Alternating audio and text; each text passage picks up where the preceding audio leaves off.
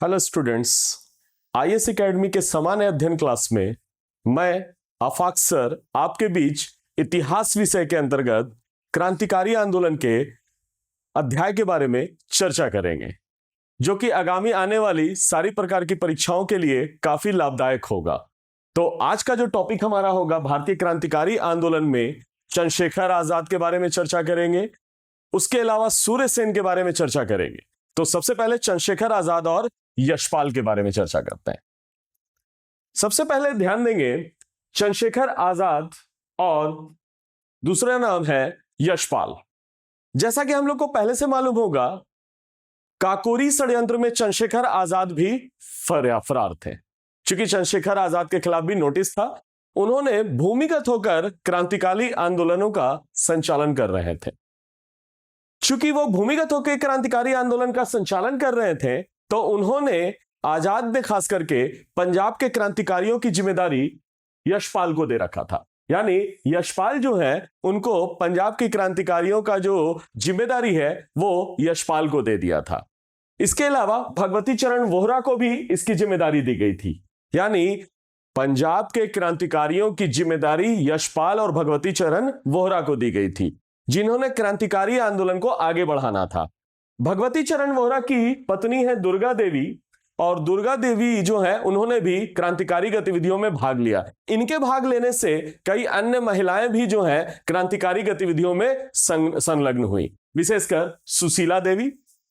यानी कुछ महिलाएं भी जो है क्रांतिकारी आंदोलन में सम्मिलित हुई, खासकर के पंजाब से संबंधित महिलाएं बहुत सारी, जैसे कि सुशीला देवी। याद रखेंगे नाम, सुशीला देवी। दूसरा नाम याद रखेंगे यहां पर, प्रेम देवी और प्रकाशवती कपूर। प्रेम देवी, प्रकाशवती कपूर।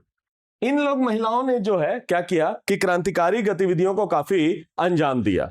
इसी क्रम में एक अगला कड़ी हम लोग देखेंगे, वो है कि हुआ क्या क्या क्या घटना इस समय घटित हुई। सबसे पहले एक घटना है, वाइसराय लॉर्ड इरविन जो है वो एक ट्रेन से जा रहे थे, और जैसा कि इसकी खबर जो है क्रांतिकारियों को लगी, विशेषकर चंद्रशेखर आजाद और यशपाल ने उसे उड़ाने का प्लान किया। यानी उस ट्रेन को उड़ाने का प्लान किया। तो जैसा कि हम लोग ध्यान देंगे, चंद्रशेखर आजाद और यशपाल जो है, ये दो क्रांतिकारी अपनी गतिविधियों को अंजाम दे रहे हैं। 23 दिसंबर 1929 को वाइसराय लॉर्ड इरविन को के ट्रेन को उड़ाने की योजना बनाई, मगर ये लॉर्ड इरविन जो है वो क्या हो गया, बच निकला, बाल बाल बच गया। यानी वो जो है इरविन यहां से बच गया। फिर दूसरा घटना, इसके अलावा और भी कुछ घटनाएं घटी वहां पर। विशेषकर एक डेट है 23 तारीख को, 23 दिसंबर 1930 को पंजाब के गवर्नर साहब जो है एक दीक्षांत समारोह में उपस्थित थे, और वहां पर एक व्यक्ति है हरकिशन ने उन्हें गोली मारी, मगर पंजाब के गवर्नर बच गए और हरकिशन को 9 जून को क्या कर दिया गया, फांसी की सजा दे दी गई, 9 जून 1931 को। तो एक गतिविधि और याद रखेंगे, हरकिशन नाम याद रखेंगे। कहां से घटना, इन्होंने पंजाब में दीक्षांत समारोह में, यानी पंजाब के गवर्नर पर गोली चला दी थी, गवर्नर पर गोली चलाई, और मगर वो फिर भी बच गए, और जिसके कारण हरकिशन को क्या कर दिया गया, फांसी की सजा हो गई। डेट याद रख लेंगे, 9 जून 1931 को फांसी की सजा हरकिशन को हो गई। ये दोनों घटनाएं जो हैं, चंद्रशेखर आजाद और यशपाल के नेतृत्व में बहुत सारी ये सब घटनाएं घटी गई। इसके अलावा एक दिन चंद्रशेखर आजाद जो है इलाहाबाद गए हुए थे, जैसा कि याद रखेंगे, फिर से पॉइंट याद रखेंगे, 27 फरवरी 1931, डेट बड़ा इंपॉर्टेंट है। 27 फरवरी 1931 चंद्रशेखर आजाद, यशपाल और सुरेंद्र पांडे इलाहाबाद गए हुए थे। जाने का रीजन है, यशपाल को वो बम बनाने की कला सीखने के लिए बाहर भेजना चाहते थे, यानी रूस भेजना चाहते थे। यानी आजाद जो है यशपाल को कहां भेजना चाहते थे, रूस भेजना चाहते थे। किस बात के लिए, बम बनाने की कला सीखने के लिए। इसी क्रम में इलाहाबाद में मौजूद थे। एक दिन अल्फ्रेड पार्क में सुखदेव राज के साथ में वो क्या कर रहे थे, कुछ बातचीत कर रहे थे, गंभीरता पूर्वक सोच रहे थे। इसी समय पुलिस वहां गई, किसी ने मुखबिरी कर दिया, उनके बारे में जानकारी दे दी, और वहां पर पुलिस आ गई, चारों तरफ से उन्हें घेर लिया गया।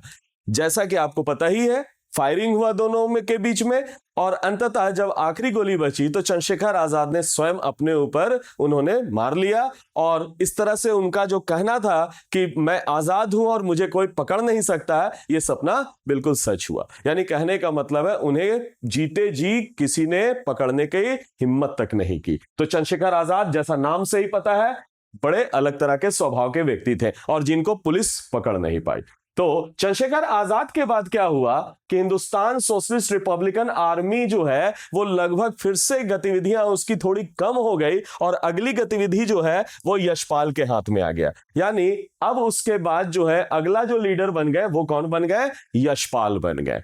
अब यशपाल के बारे में अगर बात याद किया जाए तो यशपाल जो है वो गतिविधियां संचालित करते हैं। इसी क्रम में 23 जनवरी 1932, याद रखेंगे डेट है, याद रखेंगे 23 जनवरी 1932, 23 जनवरी 1932 को वो इलाहाबाद आए हुए थे। इलाहाबाद आए हुए थे, अपने कुछ कार्य से आए हुए थे। इलाहाबाद आए, उनको वहां पर भी गिरफ्तार कर लिया। फिर कुछ इस तरह का घटना घट गया और जिसके कारण यशपाल की भी गिरफ्तारी हो गई 23 जनवरी 1932 को। इन पर मुकदमा चलाया गया चूंकि बहुत सारे क्रांतिकारी गतिविधियों में संलग्न थे और इनको 14 साल की सजा दी गई। यानी यशपाल को कितने साल की सजा हुई? 14 साल की सजा हुई। अब सजा हो गई है, स्वाभाविक है जेल में है। मगर इसी बीच में गवर्नमेंट ऑफ इंडिया एक्ट 1935 के तहत भारत में इलेक्शन करवाया गया और इलेक्शन में भारत में कई राज्यों में जो है कांग्रेस की सरकार बनी। तो कांग्रेस, जैसा कि 11 में से 8 स्टेट्स में कांग्रेस और अलाइड्स के माध्यम से जो है कांग्रेस की सरकार बनी। इसी में यूपी में सरकार बनी गोविंद वल्लभ पंत की।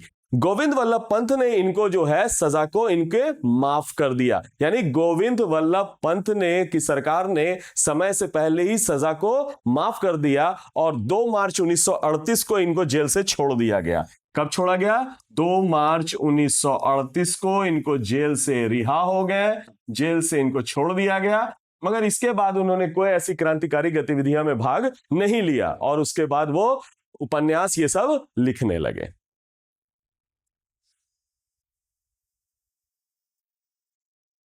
अगला कड़ी है क्रांतिकारी गतिविधियों का, वो है चटगांव आमरी रेड। एक व्यक्ति है सूर्य सेन, इसके मास्टर जो नेता है, जो मेन लीडर है, इनका नाम है सूर्य सेन।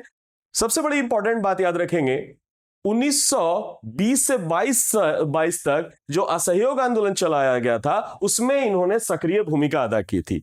मगर जैसा कि हम लोग पहले से अध्ययन किए होंगे कि बहुत सारे लोग जो हैं चौरी चौरा कांड के कारण जब गांधी जी ने वापस ले लिया आंदोलन को, असहयोग आंदोलन को, तो कई ऐसे लोग थे जिनको अहिंसात्मक आंदोलन के प्रति उनका जो है मोह भंग हो गया। गांधी जी के आंदोलन से इनका मोह भंग हो गया। तब इसके बाद ये बंगाल में अपने क्षेत्र में जाकर वहां शिक्षा दीक्षा दिया करते थे, एक शिक्षक के तौर पर थे। अपने स्टूडेंट्स को क्रांतिकारी भावना प्रेरित वो निरंतर करते आ रहे थे। चूंकि क्रांतिकारी भावना उनमें थी पहले से, तो अपने स्टूडेंट्स में, अपने छात्र छात्राओं में, विद्यार्थियों में वो इस तरह की शिक्षा दे रहे थे। इसी क्रम में उन्होंने एक आर्मी बना लिया जिसको IRA कहते हैं, यानी IRA, इंडियन रिपब्लिकन आर्मी का गठन किया। यानी याद रखना है, सूर्य सेन ने चटगांव जगह है, बंगाल में पड़ता है, जहां उन्होंने IRA का गठन किया। फिर से नाम लिख लेंगे, इंडियन रिपब्लिकन आर्मी। और इस आर्मी का जो उद्देश्य था, देश में क्रांतिकारी भावना को प्रमोट करना और उसके साथ साथ क्रांतिकारी विचार के साथ साथ बदलाव लाना चाहते थे। अब एक बड़ा खास बात, इसमें इंपॉर्टेंट बात याद रखना है कि IRA जो है, जो ये मास्टरदा है, इनको चूंकि प्यार से लोग मास्टरदा भी कहते थे, इन्होंने एक योजना बनाई। इनकी योजना का मूल जो तत्व था वो था 3 जगह, चटगांव, याद रखेंगे, नाम लिख रहे हैं, चटगांव, दूसरा है मेमनसिंह और बारीसाल। ये 3 जगह में जो था उस समय क्या है, शस्त्रागार है। शस्त्रागार कहने का मतलब है वहां बहुत सारे शस्त्र रखे गए हैं, बहुत सारे आर्म्स रखे हुए हैं। उस आर्म्स को जो है ये क्या करना चाह रहे थे, अटैक करके लूटना चाह रहे थे, उस पर हमला बोलना चाहते थे। इसी क्रम में सूर्य सेन ने क्या किया, कुछ अपने मित्रों के साथ और खास करके कुछ स्टूडेंट्स के साथ लोगों को एकत्रित करना शुरू किया।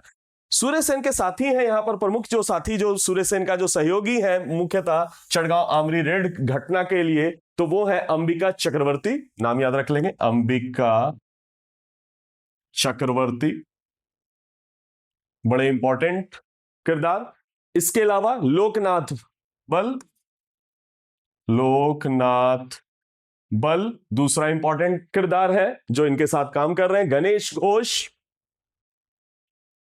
गणेश घोष, और इन सब की प्रेरणा से कुछ विद्यार्थियों का भी समूह जो है इनके सहयोगी में आ गए हैं। विशेषकर कुछ विद्यार्थी का नाम हम लोग यहां पर लिखेंगे जो बड़े इंपॉर्टेंट है, वो है कल्पना दत्त इंपॉर्टेंट है। दूसरा प्रीतिलता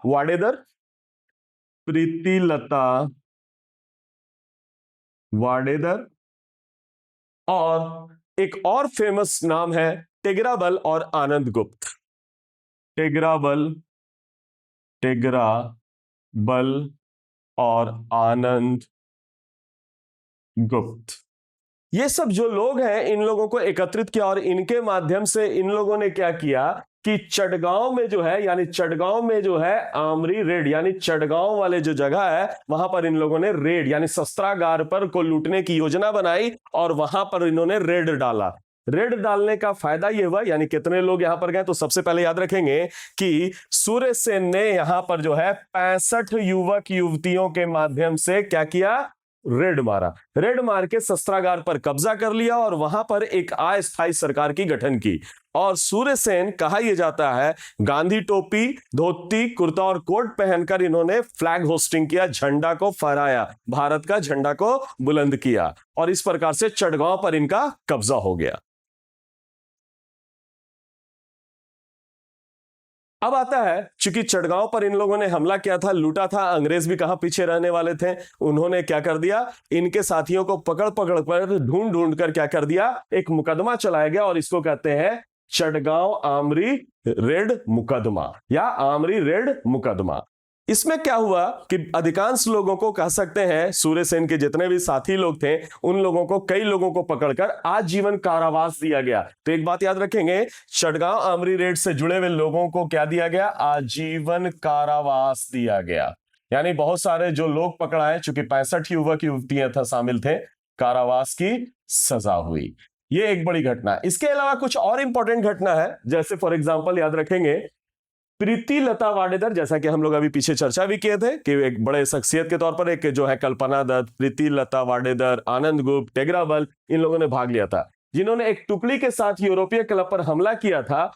मगर उसी क्रम में क्या हुआ, कैद से बचने के लिए उन्होंने स्वयं आत्महत्या कर ली। तो याद रखेंगे एक आदमी का नाम प्रीतिलता वाडेदर, जिन्होंने क्या कर लिया, आत्महत्या कर लिया।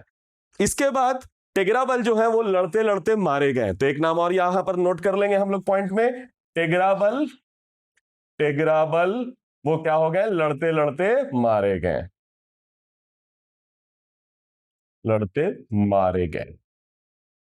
अब ये सब के अलावा जो है माना जाता है कि सूर्यसेन जो है बचे हुए थे बहुत दिनों तक, मगर छुपे हुए थे जंगलों में। मगर इसी क्रम में 16 फरवरी 1933 को सूर्यसेन को भी गिरफ्तार कर लिया गया। यानी 16 फरवरी 1933 को इनको गिरफ्तार कर लिया गया, इन पर मुकदमा चलाया गया, और 12 जनवरी, डेट वेरी वेरी इंपॉर्टेंट है, 12 जनवरी 1934 को सूर्यसेन को इनको क्या कर दिया गया, फांसी की सजा दे दी गई, फांसी दे दी गई सूर्यसेन को।